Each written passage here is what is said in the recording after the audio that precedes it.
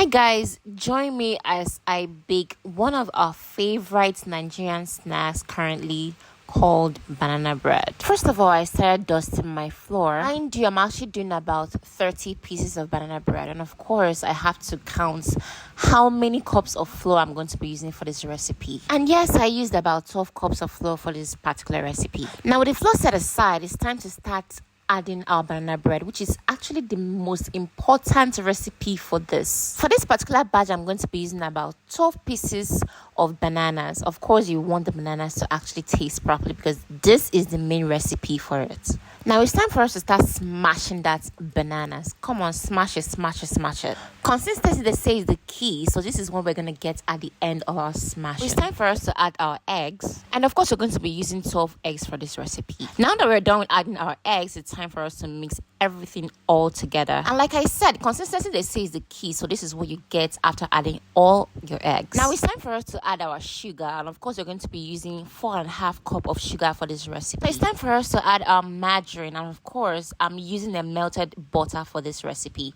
I'm using 750 grams of margarine. You can use butter if you wish to, it's up to you. So it's time to add our baking powder and our baking soda. There is no way I was ever gonna miss this, because come on, these are the reasons why our cakes and our banana bread rise. Come on. Of course, I'm going to be using 5 teaspoons of baking powder and 2.5 teaspoons of baking soda for this recipe. When you're done adding, make sure to give everything a good mix. Now it's time for us to add our milk, and I'm going to be using 2.5 cups of milk.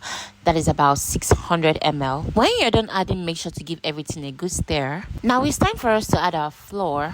And of course, I'm going to be using 12 cups of flour for this recipe. You have to remember that we're actually going for 30 pieces of banana bread, mind you. For this banana bread, I'm going to be going with my browning. I would like it to come out looking chocolate-like texture. I want it to have that chocolate look. When you're done adding, make sure to give everything a good stir.